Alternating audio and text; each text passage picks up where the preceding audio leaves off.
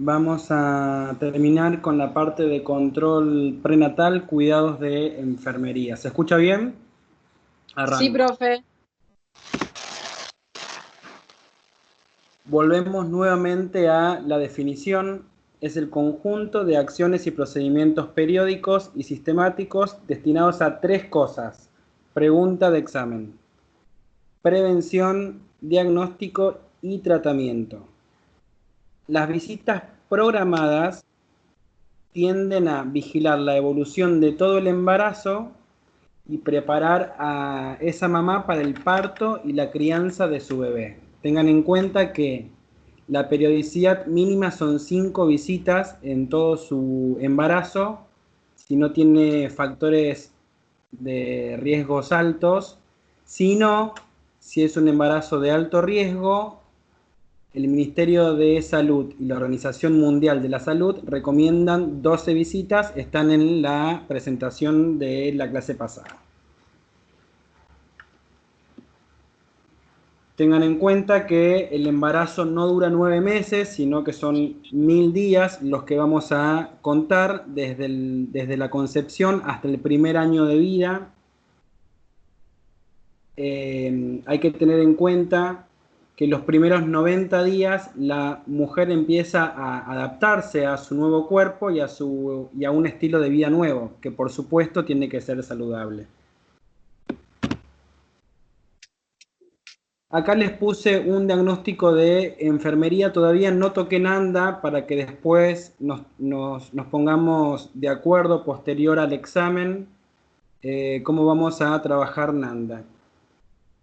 ¿Quién se anima a leer? ¿Un voluntario? ¿Voluntaria? Bueno, voy, Dale. ¿Quién habla? Sofía. Dale, Sofía. Toda mujer y su familia mostrarán un grupo único de respuestas al embarazo. Ansiedad relacionada con precauciones por sí mismas. Preocupaciones. Perdón, dije, está re chiquito, lo veo re chiquito yo, perdón. Cambios físicos del embarazo, sus sentimientos sobre el embarazo. Resultados esperados. Que la mujer demuestre conocimiento sobre la aceptación del organismo materno al feto en el desarrollo. Perdón. Que la mujer utilice los conocimientos de autocuidado para satisfacer las necesidades nutricionales y sexuales, llevando a cabo una vida saludable. Cuidado, con cariño, dale. Besito nomás. Que la mujer identifique los sentimientos. ¿Estamos? Sí, que la mujer, silencien sus micrófonos, por favor, que la mujer identifique y notifique los síntomas que indican una desviación de la normalidad. Que la mujer participe activamente durante el primer trimestre. Tengan en cuenta que les puse a modo de ejemplo para trabajar sobre el primer trimestre. Fue tarea para la semana comentar 2 preguntas y 2 recomendaciones para la mamá en el primer trimestre de embarazo, que está la tarea en Edmodo. Esto a modo y a grosso modo es como empezaríamos a trabajar los diagnósticos de enfermería en el embarazo. Y para ello vamos a implementar un plan de cuidados y vamos a ver su implementación. Lo que tenemos que pretender es desarrollar, aumentar o cambiar los mecanismos que usan las mujeres y sus familias para enfrentarse al estrés. Muchas veces el primer niño o el hijo que vayan a tener es buscado y muchas veces no. Entonces, frente a todo este cambio nuevo que va a padecer la mujer, la pareja y la familia en sí, hay una alta situación de estrés. Entonces, tenemos que estimular que toda la familia participe activamente y que, por lo tanto, busque la solución a los problemas que puede haber. Problemas pueden ser miles, desde que no lo quieren y buscan un aborto hasta que sí lo quieren, pero las condiciones no están dadas y, por ejemplo, es un embarazo de alto riesgo. Puede ayudar, esto es como parte de la tarea de enfermería, a recabar información pertinente y explorar todas las acciones alternativas. Tengan en cuenta que enfermería es un aliado estratégico para la mamá durante su embarazo. Como se habló en oportunidades anteriores, siempre el médico le va a explicar a la mamá todo el tratamiento, las visitas y todo lo que pueda suceder con el embarazo. La mamá automáticamente se da vuelta y a la primera persona que le va a preguntar qué dijo el médico es a enfermería. Toda esa información va a ser nueva para ella. Entonces, tenemos que convertirnos en los aliados de la información para que la información que le llegue sea de manera correcta. Siempre vamos a educar para el autocuidado. Siempre tenemos que asegurarnos que ante cualquier problema, esta mamá notifique los signos de alarmas. Pregunta de examen. Los signos de alarmas van a ser 3 durante el primer trimestre. Acuérdense que el ejemplo es sobre el primer trimestre y lo vamos a mantener en el examen. Sangrado vaginal, dolor abdominal y náuseas y vómitos incontrolables. Esos son los 3 signos de alarmas más importantes que puede tener una mamá en el primer trimestre de embarazo. Tengan en cuenta que la paciente tiene que hacerse responsable de las adaptaciones del organismo y adaptarse al crecimiento de este bebé. La mujer puede indicar que tiene necesidades de conocer las actividades del autocuidado y le pongo 4 ejemplos. Por ejemplo, prevenir las infecciones del tracto urinario suele ser muy oportuno y a veces hasta recidivante de que suela tener bacteriurias. Enfermería debe asegurarse de enseñar correctamente la técnica del lavado de manos y cómo debe secarse los genitales, que por supuesto todo el mundo lo sabe y si no lo recordamos, de adelante hacia atrás. En la embarazada se deben evitar los baños de burbujas y los aceites esenciales, porque pueden irritar la uretra.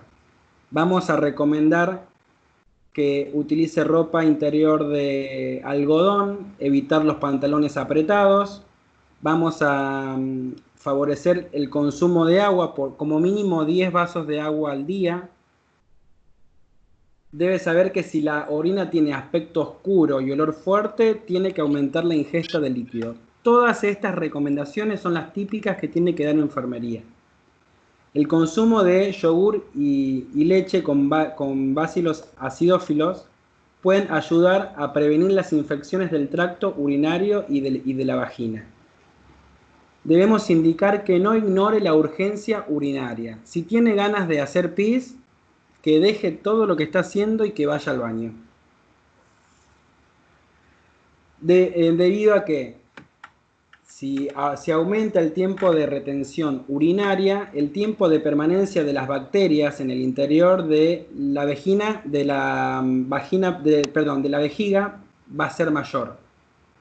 Recuerden que cuando retenemos orina, la columna de líquido entre los uréteres y el riñón hace que la orina suba y baje. Entonces, si la vejiga tiene bacterias, pueden llegar hasta los riñones y producir, por ejemplo, nefritis, facilitando toda esta reproducción de bacterias en todo el tracto urinario.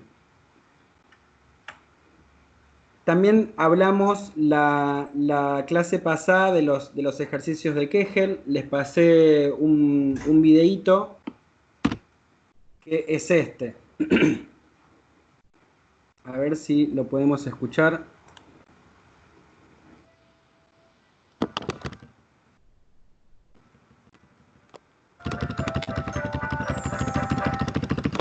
Vale, entonces vamos a pasar a continuación a los ejercicios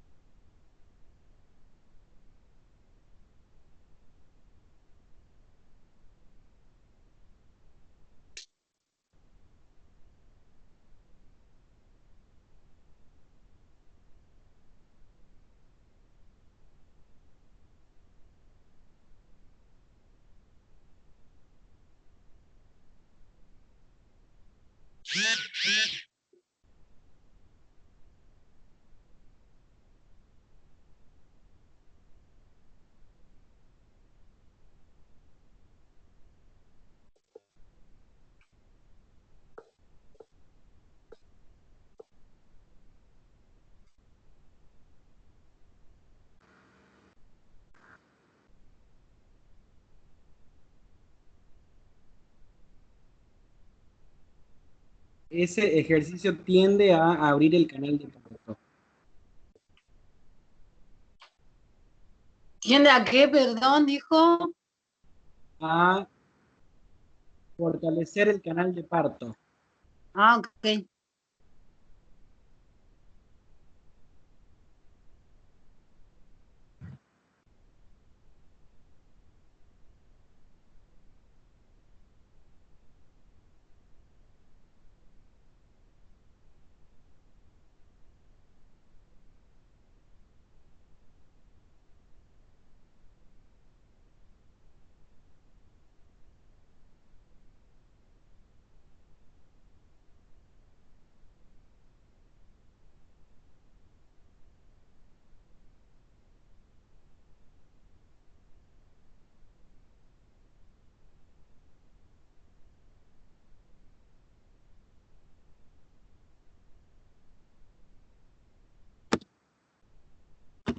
El suelo pélvico es el periné.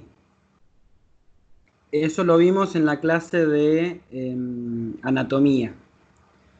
Después se lo dejo para que lo continúen viendo y avanzamos sobre las actividades que le vamos a recomendar durante el embarazo a la mamá.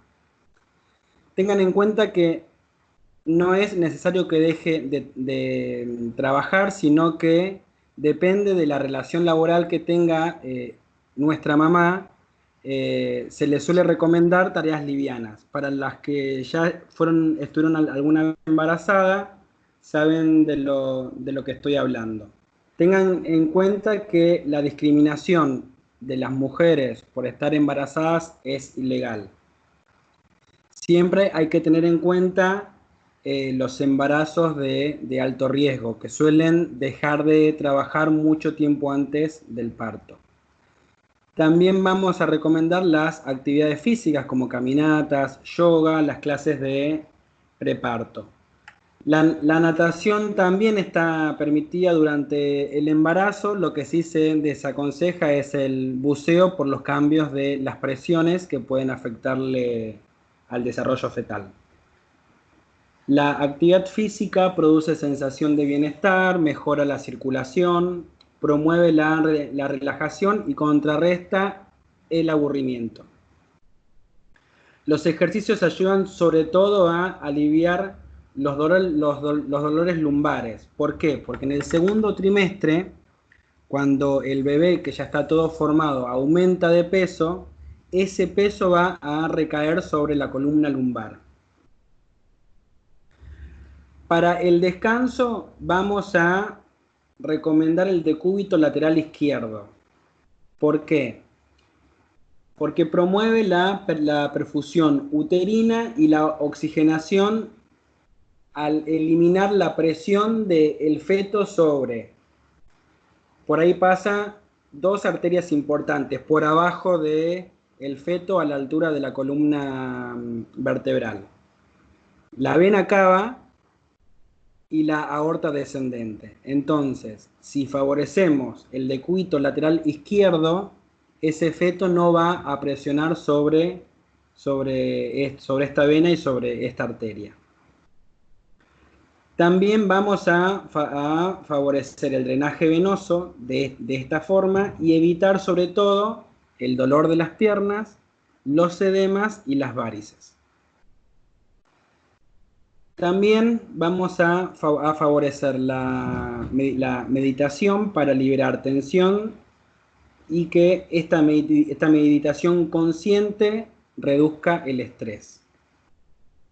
Vamos a recomendarle también el cuidado de la salud dental. ¿Por qué? Porque los vómitos, sobre todo en el primer trimestre, suelen favorecer la producción de caries.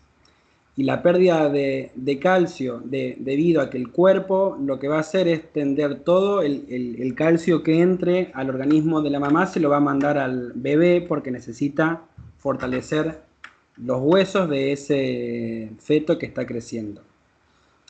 Entonces vamos a recomendar la visita al odontólogo regularmente. Medicamentos e inmunizaciones. ¿Cómo venimos hasta acá? Bien. Bien, buenísimo. Quedan 4 diapositivas y terminamos. Esta es una parte importante porque muchos medicamentos y vacunas a virus vivos o atenuados atraviesan la barrera placentaria, afectando directamente al feto y su desarrollo, especialmente en el primer trimestre. Recuerden el diagnóstico de enfermería que nos estamos basando en el primer trimestre. Y ahí hay que tener en cuenta la teratogenicidad de los medicamentos. ¿Qué es la teratogenicidad? Es el peligro que puede tener este feto en desarrollo en favorecer las malformaciones congénitas o, en su defecto, la pérdida del embarazo. En cuanto a los medicamentos, se dividen en categorías. La categoría A son los medicamentos seguros. Son los que se consideran seguros durante todo el embarazo porque ya se han determinado muchas pruebas que favorecen, que no favorecen, perdón, las malformaciones, por ejemplo. Categoría A, ejemplos, ahí les puse 3. El ácido fólico, el hierro y la vitamina B6, perdón. También pueden ser, por ejemplo, en el caso de mamás tiroideas, las tiroglobulinas. Categoría B, la categoría B son medicamentos que se usan mucho durante el embarazo, aparentemente no causan efecto en el feto, y ahí les puse como ejemplo el ibuprofeno y la prednisona. También puede ser la insulina, la cortisona, los antibióticos como por ejemplo la amoxicilina y la eritromicina. Siempre hay que tener en cuenta el costo-beneficio. Si son más los beneficios que los inconvenientes que produce, por supuesto se lo vamos a recomendar. Tengan en cuenta que... Sí. Tengo una consulta, porque por lo general a las embarazadas lo que se le con paracetamol porque es mucho más liviano y el ibuprofeno puede no producir problemas en el embarazo, en cambio el ibuprofeno sí. ¿Puede ser así? ¿O por qué? Sí. Porque mi consulta es más que nada porque en categoría B el ibuprofeno dice que no produce defectos. Pero, o sea, por lo general no recomiendan ibuprofeno. Se recomienda paracetamol. El ibuprofeno es categoría B y C. Depende de la paciente a la que estemos atendiendo. Tengan en cuenta que todo esto se lo va a recomendar el médico primero. Claro. Pero sí, es acertada tu aclaración. Después tenemos las categorías C, donde se agrupan medicamentos que pueden tener efectos dañinos tanto para la madre como para el feto. Incluye también muchos medicamentos que están en investigación. Siempre hay que ver la etiqueta que tiene el medicamento. Siempre hay que tener en cuenta que el beneficio supere al riesgo. Acá hay varios tipos. En los de categoría C está el ibuprofeno, aciclovir, omeprazol, la lidocaína, la heparina, el propanolol, la sacarina, el salbutamol, la epinefrina, y ahí les puse 2 más, el fluconazol y la ciprofloxacina. Después tenemos categorías D, que incluyen los medicamentos que se sabe que causan efectos. Como por ejemplo, ahí les puse dos, la fenitoína y el carbonato de litio. También tenemos la streptomicina, las tetraciclinas y el diazepam. Y las categorías X son los que causan defectos congénitos, que bajo ninguna circunstancia se debe recomendar durante el embarazo. Como por ejemplo, ahí les puse la talidomida, los anticonceptivos orales, el estradiol y el etanol. La categoría A es la más segura y es la que podemos recomendar. Para el resto siempre va a interferir el médico, va a intervenir el médico con las recomendaciones, como por ejemplo, si tenemos una mamá con bacteriuria persistente que no cede, entonces el médico lo que va a hacer es derivar para ver qué tipo de antibiótico se le puede dar para prevenir esta infección urinaria. En cuanto a las vacunas, siempre que haya riesgo de infección alguna, estas son algunas de las que se les puede recomendar. Algunas son obligatorias. Y acá tenemos la del tétanos, la de la difteria, la hepatitis B recombinante, son algunas de las obligatorias.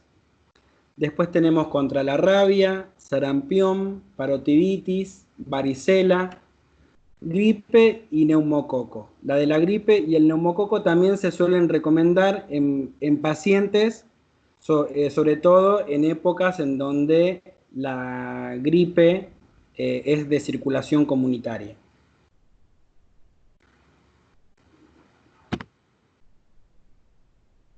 En cuanto a las recomendaciones de... Perdón, profe. O sea que no son obligatorias porque decía ahí que en riesgo de infección. Siempre hay que tener en cuenta el riesgo de infección, y el que determina la vacuna lo va a realizar el médico que esté atendiendo a la mamá. Por ejemplo, difteria y tétanos sí son obligatorias. Si quieren, Ok. les paso la lista de cuáles son obligatorias y cuáles son las recomendadas. Ok. Difteria Gracias. y tétanos sí son obligatorias. Esto no quiero meterles mucho lío con la vacuna porque lo vamos a ver directamente cuando veamos el calendario junto con el calendario nacional para los niños. Cuando veamos el calendario completo, ahí vamos a marcar cuál es la obligatoria para la mamá y cuáles son las obligatorias para el niño. Tengan en cuenta como que se los nombro, que existen vacunas que se administran durante el embarazo. No quiero meterles tanta información en la cabeza.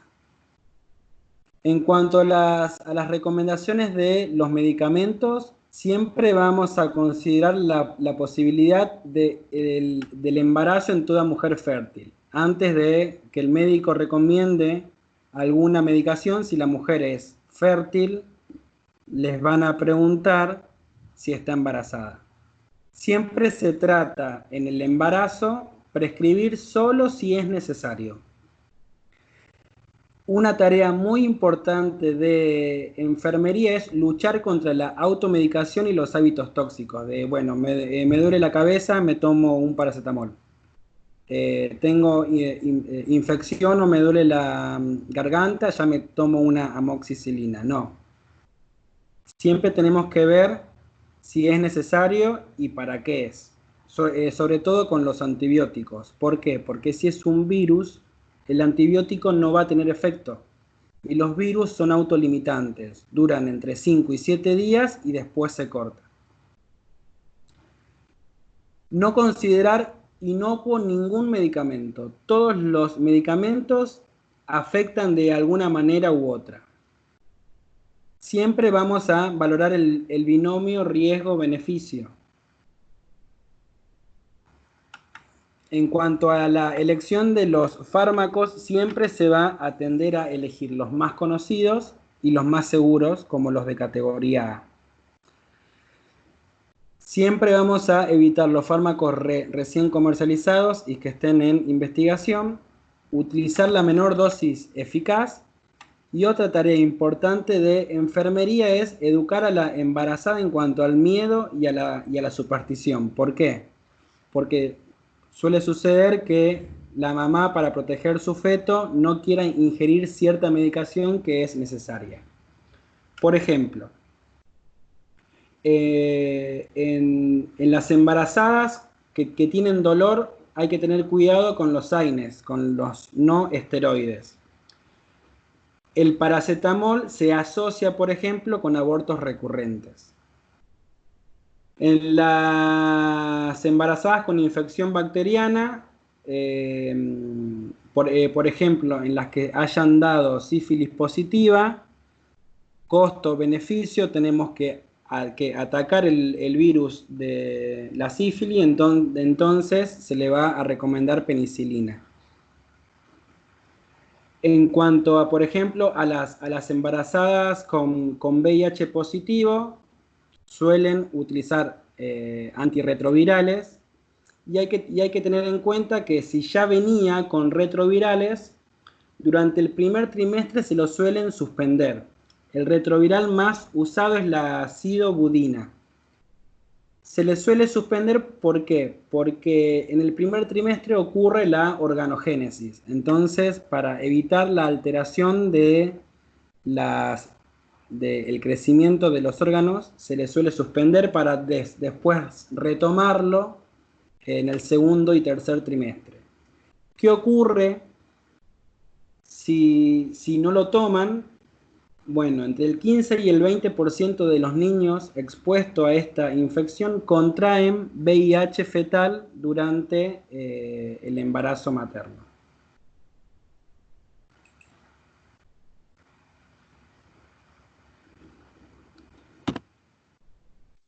Profesor, consulta, disculpe. Si la madre viene con el tema de los retrovirales, ¿no? En el primer trimestre del embarazo lo suspenden. A pesar de esa suspensión, esos retrovirales no continúan en el sistema y no afectan al bebé, a la formación del embrión y el feto y esas cosas. Estos se suelen suspender en el primer trimestre para bajar el almacenamiento en sangre que tiene esos antirretrovirales, para después arrancar en el segundo trimestre.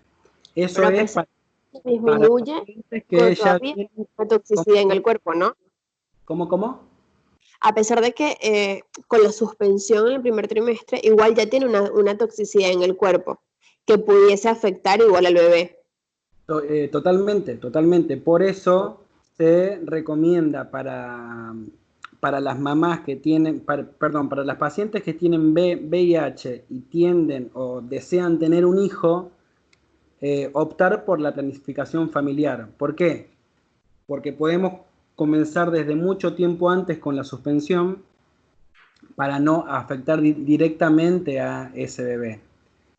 Si la mamá se entera que está embarazada en el primer trimestre, lo que hace el médico es suspender inmediatamente la ingesta de retrovirales, porque obviamente va a afectar a la formación de los órganos de su bebé.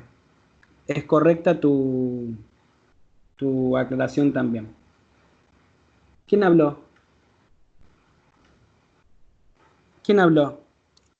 Sasha. Gracias. Hola, profe. Gracias. De nada. Una de las opciones que puede recomendar enfermería son las clases de preparto, como vimos en el video. Hay que tener en cuenta que las clases de preparto brindan información sobre el desarrollo fetal, los cambios fisiológicos que van a ocurrir en la mamá, sobre la salud sexual. Tengan en cuenta que debemos obtener toda esa historia sexual que sirve para la asesoría. ¿Por qué? Porque esta mamá puede tener una receptividad negativa en cuanto a su imagen corporal o a las relaciones de convivencia. También vamos a promover el descanso y los ejercicios, como se nombró anteriormente. Las necesidades nutricionales, van a tener clases sobre lactancia materna. Es importante que pueda existir el apoyo de la familia. Muchas veces está la pregunta de si me acompaña mi pareja o no. Los papás suelen ser reacios a ir a la clase de preparto, no suele ser muy divertida. Y sobre todo vamos a favorecer el plan para el nacimiento del bebé, siempre y cuando teniendo en cuenta el tipo de proveedor de salud, puede ser pública, privada o mixta, y la valoración de los escenarios. ¿Qué es el escenario de parto? Sobre todo para valorar, por ejemplo, si va a ser en la sala de parto, si va a ser en la habitación, si va a ser en el hogar, qué pasa si es un parto de urgencia, qué le gustaría hacer durante el trabajo de parto, si quiere caminar, si quiere estar acostada, si quiere usar la ducha. En algunos lugares suele haber jacuzzi. ¿Qué posiciones de parto practicó? ¿Quién le gustaría que esté presente? Ahí también podría entrar esa pregunta incómoda de si llegase a ocurrir una complicación durante el parto. Y habría que elegir entre una de las dos vidas, la madre o el feto. ¿A quién elegirían? O si le darían la potestad de decisión a otra persona, ¿no? Esa es muy buena pregunta, sí, así es. Todo eso, todas esas preguntas que se nos puedan ocurrir, las vamos a hablar desde la consejería cuando nos viene a visitar al consultorio, y también las van a hablar en clases de parto. También es importante, por ejemplo... Sí, a mí me pasó un caso similar. Bueno, me pasó el caso con mi madre. En su último embarazo, el parto fue muy complicado y nos encontrábamos el padre del niño y mi persona. Entonces teníamos una puja por tomar la decisión a quién salvábamos. Y la verdad que es una decisión bastante difícil, que la mujer embarazada durante el proceso de embarazo no se hace este interrogante, pero la verdad que es bastante necesaria cubrir todas estas preguntas. No la basta. También en cuanto a las urgencias, podemos preguntarle qué piensa del forceps, hablar de si en algún momento también es necesaria una cesárea, hablar de la llegada del bebé, si va a tomar leche materna o biberón, y sobre todo, cuáles son sus miedos. Y bien acertada. Saya, ¿hablaste recién? Sí, profe, otra vez Bien. yo. Bien. ¿Cuáles son los miedos? El miedo a perder el bebé, el miedo a morir en el parto, el miedo a las complicaciones que puedan suceder, el miedo a alguna malformación que tenga ese bebé y que no se haya detectado durante el control prenatal. Todas esas preguntas las vamos a ver en este plan para el nacimiento del bebé. Y algo muy importante que vamos a hablar con la mamá es la preparación para la llegada. Y acá las que son mamás me van a ayudar mucho. Yo les hice ahí a un tentempié de cómo nos tenemos que preparar. En primer lugar, siempre vamos a promover la lactancia materna exclusiva. Siempre. Desde el comienzo, con la llegada, cuando veamos lactancia materna, la importancia del calostro que es para el bebé, la importancia de la primer prendida, de la formación de la areola, de la demanda espontánea, ¿cómo vamos a trabajar? Si le vamos a dar cada 3 horas o a demanda espontánea, si cada vez que llora lo prendo a la teta o dejo que llore y cuando llegue a la 3.ª hora le doy, todo eso lo vamos a hablar en esta instancia. Vamos a recomendar que... Profe, sí. Lo que son los neonatólogos y lo que son los pediatras recomiendan que en el primer mes sea la toma a demanda del bebé. Si el bebé demanda pecho, supuestamente hay que darle, porque es el primer contacto con la mamá que tienen y es una forma de fortalecer el vínculo. Correcto. Que el bebé como que eso. Sí, eso es muy importante y hay que tener en cuenta de que esto es un trabajo de equipo, porque si estamos atendiendo a nuestro bebé a demanda, esta mamá va a descansar y poco, entonces necesita mucha la ayuda de la familia. ¿Por qué? Porque si llora a las 2 de la mañana hay que darle la teta, a las 4 hay que darle la teta. Lo que se recomienda mucho es que el papá, cuando está la charla de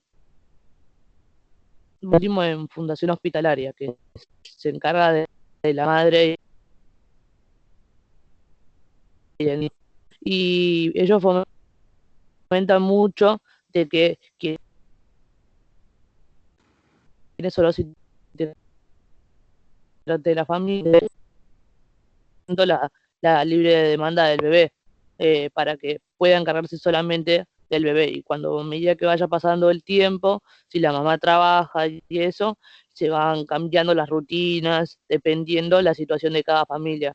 En mi caso particular, mi hijo tenía 3 años, el del medio, y el más grande tenía 9, y siempre se recomendó como que el bebé llegara, que tratemos de comprarle como un regalo para que vinieran, como que se los traía el bebé, para que ellos ya tuvieran una primera aceptación positiva. Tal cual. Y la segunda, claro, y la segunda fue el tema de que el papá teniendo ahora con todo lo que demandaba el resto de la familia, tanto en el niño como en la casa, y también a la necesidad de mamá. Entonces, como cumplir un rol de 150%, el papá, para poder cubrir ese espacio que antes quizás lo cubría mamá. Y por otra parte, que la mamá pudiera tener su espacio, si tiene una habitación, o su espacio, su tranquilidad, para que pudiera estar con el bebé a libre demanda y descansar. Bebé descansa, mamá descansa. Bebé se despierta, toma la leche, la teta. Bueno, bebé también toma la teta y mamá ahí se despierta con el bebé. Y que papá también pueda estar pendiente por si mamá se quedó dormida, que pueda estar ahí ayudándola también. O sea, el papá en este rol, o algún familiar, porque capaz que no tiene papá, cumpla un rol importante en ese caso, que a veces se busca la abuela materna, o se busca un familiar que esté cercano con ellos, porque es una etapa muy importante, más que nada el primer trimestre de nacimiento del bebé, ¿no? Los primeros 3 meses del bebé, que sería. Tal cual. Hay que tener en cuenta que esta nueva mamá tiende a acercarse más a su mamá, como bien dijiste. Y ahí existe una transferencia espontánea de información en donde, por supuesto, necesitamos el apoyo de todos. ¿Quién habló? ¿Saya también? No, Micaela. Bien, Mica. Gracias por tu aclaración. Gracias, de nada. ¿Cuántos hijos tenés? ¿3? Sí, 3 varones. 3 varones. ¿Y cómo hiciste? Yo fui la que me hice la ligadura. Los 13 fueron experiencias totalmente diferentes, porque la realidad adolescente era muy chica, y si bien yo dormía a la par del bebé, o sea, ahora el bebé tiene 12 años, dormía a la par de Agustín, y él también estaba, o sea, estábamos los dos a la par, juntos. También vivía con mis papás y vivía con el papá también de Agustín. Era como que tenía el apoyo de todos, porque además era el primer bebé después de tanto tiempo en la familia. Entonces era como que estaban todos pendientes también a él. Y entonces lo que es el primer año no fue tan complicado para mí porque yo lo aproveché y después él se amoldó a dormir de noche rápidamente y me dijeron que lo dejara. Yo estaba preocupada de si no tomaba la teta o esto, y esas solo fueron consultas que tuve que hacer cuando lo llevaba al pediatra. Y me decían, no, si él te duerme de noche, déjalo, porque es una costumbre que vos tenés que dejarle. ¿Vos de noche dormís? Sí. Bueno, entonces el bebé también tiene que dormir. Y eso está bueno que se acostumbre. Y así me inculcaron desde el primer bebé hasta Bauti, que es el más chiquito. Mica, Claro. Y Sofi, ¿y hay que despertarlo al bebé para comer? Ponele si duerme más de 8 horas. en No está caso, a durmiendo mí más. me explicaron que en caso de que, por ejemplo, sea un bebé que de todo el día te duerme, segura sí hay que despertarlo, porque ahí se puede dificultar lo que es la lactancia materna. Entonces el bebé empieza a perder la costumbre de no querer succionar o esas cosas, pero es dependiendo también cada bebé. A mí me pasó con los tres que los tres eran re glotones. Entonces es como que enseguida agarraban el pecho. Pero sí me ha pasado de conocer casos de que, por ejemplo, el bebé no le quería tomar la leche, que lo tenía que despertar porque dormía, porque distintos motivos, porque dormía mucho, y que sí lo habían tenido que despertar para que succione aunque sea un poquito de cada pecho, y ir acostumbrándolo. Y eso se hacía durante el día. Más que nada, durante el periodo del día, lo que se hacía es despertar al bebé, ponerle a la misma hora que vos te despertás, 8 de la mañana, 7 de la mañana, bueno, el bebé tratar de levantarlo, como molestarlo dulcemente para que el bebé reaccione un poco y bueno, y ahí quiere succionar un poco el pecho. Y después así durante el periodo de distintos horarios para que, bueno, durante el día tenga su alimentación dentro de todo cumplida, y durante la noche, si duerme, dejarlo dormir, pero sí durante el día es como obligatorio levantarlo al bebé. Ajá. Qué lindo. Sí, Hasta me dan ganas de ser madre, mira. eso es correcto. Hay que formarle una rutina. Sí o sí es necesario que Ah, desde chiquitos tengan esa rutina de estar despiertos de día y dormir de noche. Hay que tener en cuenta de que si duermen mucho, este bebé puede llegar a tener hipoglucemias que eviten que se despierte. Entonces, ay, por eso es recomendable que no más de 8 horas podamos despertar a nuestro bebé para que pueda prenderse al pecho. Exacto. En Sí, cuanto sí. a Sí, de hecho, Sí, sí, sí, Mica. muchas de las mamás, bueno, el tema que tenían era que el bebé se le despertaba de noche y durante el día se dormía todo. Y tanto los pediatras por ejemplo, Neo, a mí me pasó de estar con el más grande en neonatología por un absceso mamario que tuvo. Y me decía, y de noche es como que requerían de pecho y de día dormía todo el día. Y le decían, mami, usted tiene que hacerle la rutina, no el bebé hacerle la rutina a usted. Si usted Tal no cual. le crea la rutina al bebé, el bebé le va a tomar el tiempo a usted.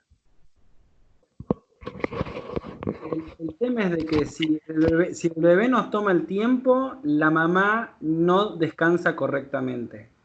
Cuando lo ideal es que duerma de noche y de día esté despierto, porque las horas diurnas es en donde está el sol, la vitamina D, etc. Entonces, si nuestra mamá también está despierta de noche, hay una alteración del ritmo circadiano que dificulta mucho, sobre todo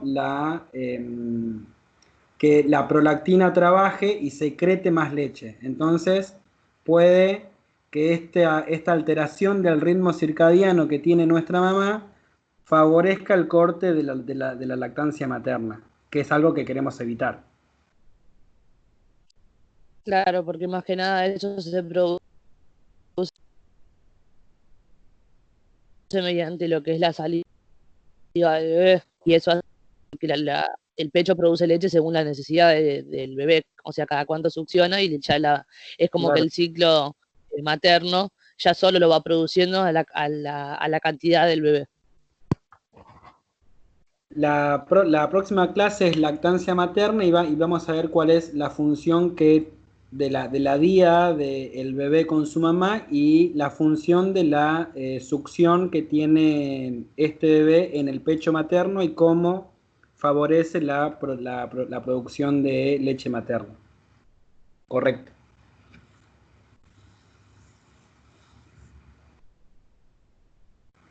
Bueno, para invitarla a la mamá a la preparación para la llegada de su bebé, tengan en cuenta que tenemos que favorecer la lactancia materna, preparar dos bolsos, el bolso de parto para el bebé y el bolso de parto para la mamá. En la del bebé vamos a poner pañales, la ropita, los elementos de higiene, biberones. En la habitación que vamos a preparar para el bebé hay que tener en cuenta, y esto es pura elección de la mamá, si quiere cuna, colecho, catre, eso es a discreción de cada una. El bolso de parto de la mamá hay que recomendar que ponga camisones, pantuflas, la faja por si ya sabe que es cesárea, apósitos grandes posparto para recoger los loquios, que ya lo vamos a ver cuando veamos parto, ropa interior, todas las credenciales y los documentos que sean necesarios, y mudas de Estudios, sobre todo. ropa. Los estudios también, bien Mica.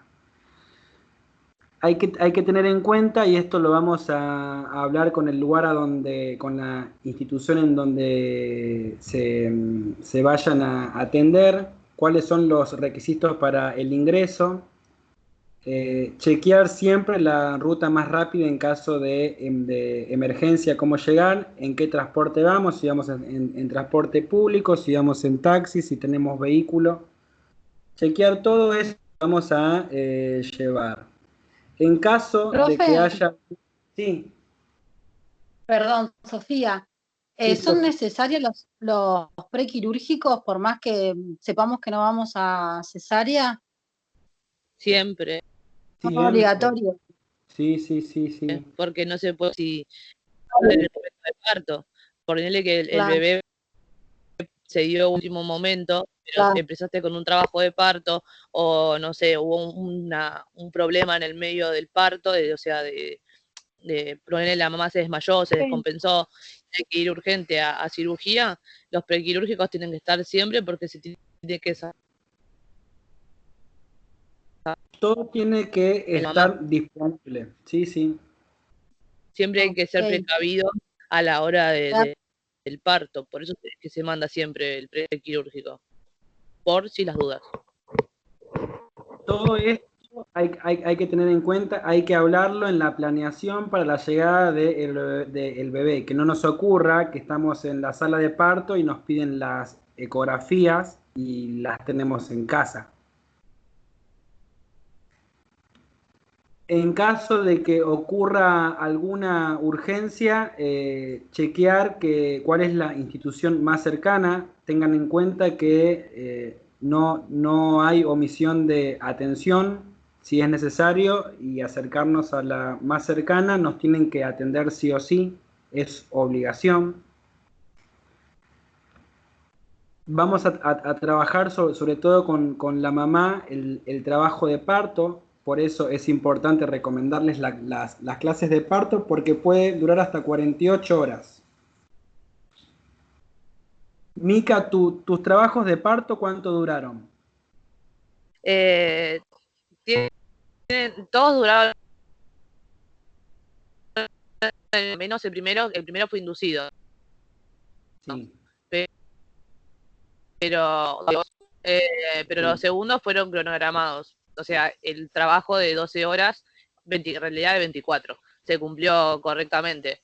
Porque yo, 12 horas previas a empezar el trabajo de parto, ya tenía sensaciones de dolor, sentía los huesos que se me estaban ya como abriendo, como decirlo de alguna manera, y se me estaba todo acomodando el trabajo de parto, y después fueron 12 horas exactas. Empecé un día a las 12 de la noche, con una contracción que duró aproximadamente 1 minuto. Después, a las 2 horas, tuve otra contracción que duraron aproximadamente cada media hora. Y así fueron aumentando, que lo que yo había visto en el trabajo de parto, porque yo en el segundo sí fui a hacer, ¿cómo se llama? Trabajo de preparto.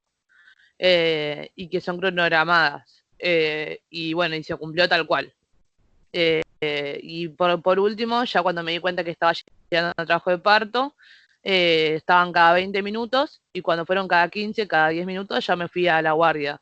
Menos con el último, que ese, bueno, cuando ya llegué al auto, que bajé, que me bañé, que hice todo, que me relajé y que salí, ahí en ese que fueron cada 5, pero bueno, era un domingo a las 6 de la mañana por General Paz. Pero sí, 12 horas el trabajo de parto de cada uno, aproximadamente. Sí. Eso es lo que suele durar habitualmente, 12 horas. 12 largas horas, sí. Sí, aproximadamente. Ellos siempre te explican de que por lo general el primer síntoma que vos te tenés que dar cuenta es que vos vas a empezar con un trabajo de parto, que las contracciones van a durar 1 minuto. El pico máximo va a ser en el minuto en el segundo 30, que es donde va a estar la contracción más fuerte, y ahí va a empezar a bajar, y después van a ser todas cronogramadas. Aproximadamente son cronogramadas, porque pueden ser cada, ponerle 15, 16 minutos, pero más o menos sí respetan como un orden las contracciones, porque esas son las contracciones verdaderas, las que son de trabajo de parto. Exacto. Están las pseudocontracciones y las contracciones. ¿Podés explicar con tus palabras qué es una contracción? Es como es como un cólico, la sensación, es como un cólico fuerte que se concentra en el ombligo, y hace presión en lo que es toda la zona abdominal, y abrir, por decirlo de una manera, porque el bebé se está acomodando, y empieza como, te agarra como la sensación de ir al baño, por decirlo de una manera. Sí. De hecho, se explica así cuando Sí, te sí, explican sí. el trabajo de parto. Sí, son ganas como de Esa es la hacer, sensación, son como unos cólicos. hacer caca y de hacer fuerza. Exacto. Son como unos cólicos muy fuertes, a diferencia de los cólicos quizás de una gastroenteritis que pueden doler. El embarazo es mucho más fuerte y dura. Tipo de menstruación. Y la panza se pone dura. Sí, ¿tuviste gastroenteritis alguna vez, No, Sofía? no. ¿No? Bueno, ponele que cuando pon el de menstruación, pero en toda la panza. Esa es la sensación. Viste que cuando vos te agarras como cuando te va a venir el premenstrual, o en la semana de menstruación, vos tenés como cólicos, espasmos, un estilo así que se llaman. Bueno, esa sensación es en toda la panza, en toda la panza, más todo lo que es la cintura, la parte de atrás, te duele, se pone la panza muy, somos mamás, ya sabemos que es pujar, pero quizás una primeriza lo toma como la sensación de querer ir al baño, y lo primero que te dice es necesito ir al baño. De hecho me pasó con el primer embarazo, que yo decía, quiero ir al baño, y me decían, no, ya estás en trabajo. No, quiero ir al baño, yo le decía. Y claro, a la sensación no la procesa, y en realidad estaba ya tenía una dilatación importante. No me estoy ya arrepintiendo estaba de lo que saliendo. dije Para- antes. Creo que son los dolores más placenteros de la vida. Eso es un momento, yo creo que es ¿Vos no un dolor. tuviste dolores, Ana? ¿Eh? ¿No tuviste dolores? Hablen de a uno. Si tuve dolores. Sí. Y sí, obvio, sí. Muchísimo, pero no sé, no me parecía como un dolor de muela, creo que duele mucho más. No, no, yo me aguanto el dolor de muela. Pero quizás porque lo gratificante Acá hay que- ¿no? No sé, no lo recuerdo así como haberlo el postparto es divino. disfrutado. Está bien, me dolía, pero No, el proceso lo disfruté, digamos.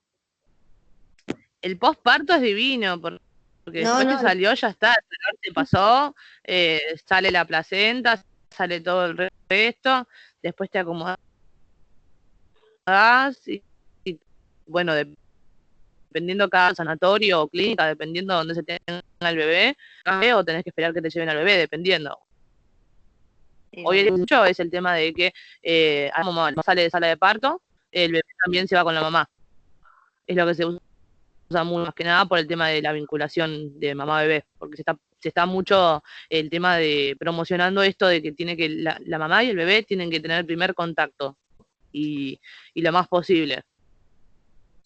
no sé, a mí me resultó mucho más doloroso, ¿viste? El momento de cuando vos comenzás a dar de tomar el pecho al bebé, que te agarran como contracciones. Creo que esas contracciones me dolieron mucho más. Es como que el útero, me explicaron a mí que era como la ausencia del bebé y es como que Igual el umbral del dolor es diferente para todas, creo.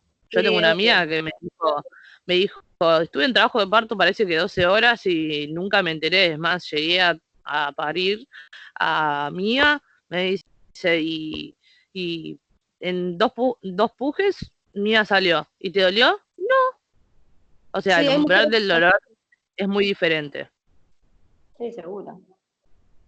Pero el resultado es hermoso igual. Sí, el Ahí resultado sí también es hermoso.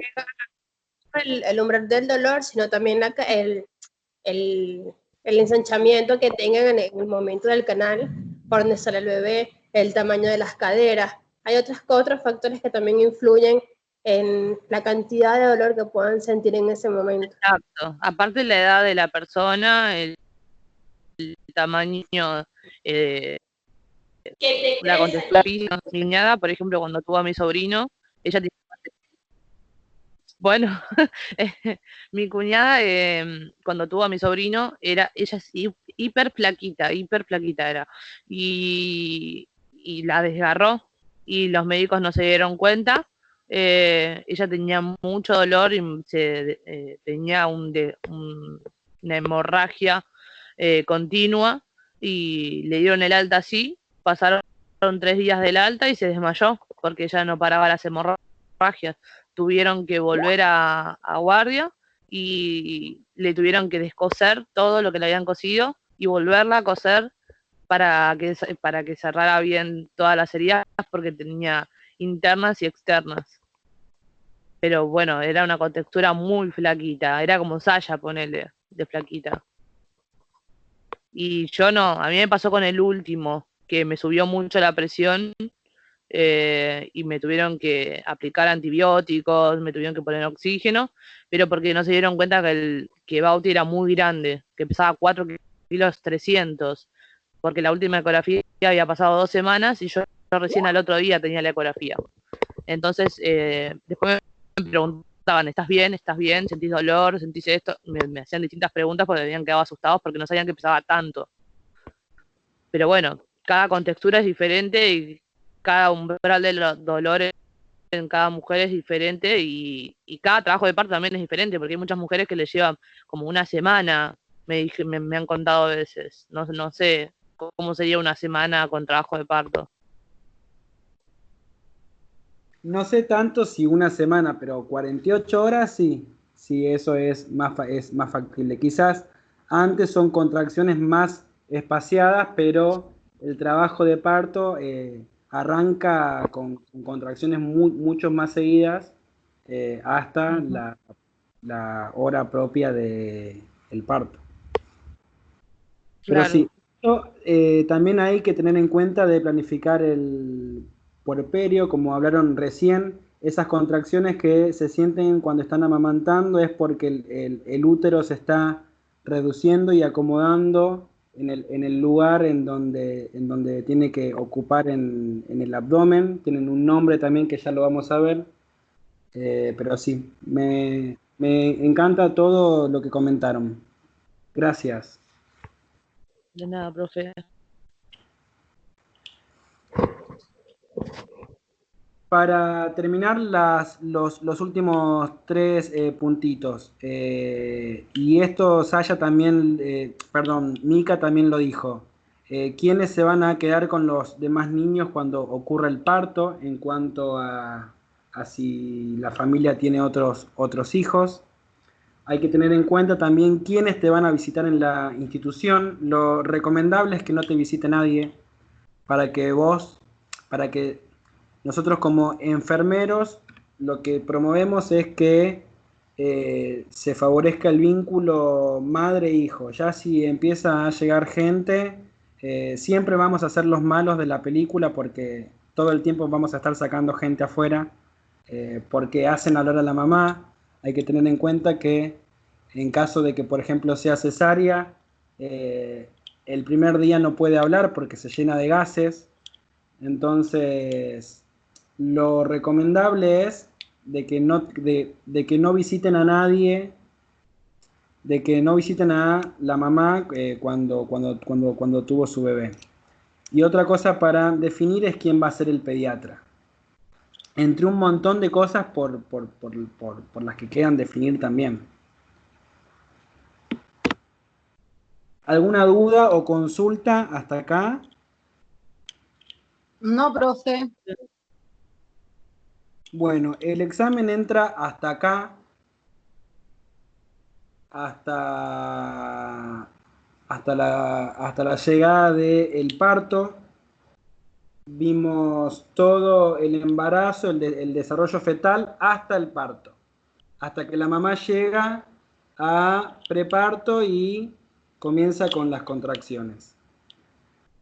Okay. Cualquier duda o cualquier consulta, conocen todos los canales de comunicación. Durante el día vamos a definir en qué horarios tenemos los exámenes, para que todos puedan hacerlo en el horario que les quede más cómodo. Y si no tienen ninguna duda o consulta, ya damos por terminada la clase de hoy. ¿Qué dijo entonces? ¿Definió el horario, profe? No entendí eso. Hasta hoy, durante todo el día, ahora lo voy a poner en el grupo de WhatsApp, porque somos creo que 15 personas hoy acá, para ver cuáles son los horarios que prefiere cada uno, ¿sí? Para buscar una franja horaria bastante amplia para que todos puedan hacerlo. Imagínense, amigo doctor, el mérito de este muchacho que todas las mañanas se levanta en él, se viene al canal a cortar polleritas hasta la medianoche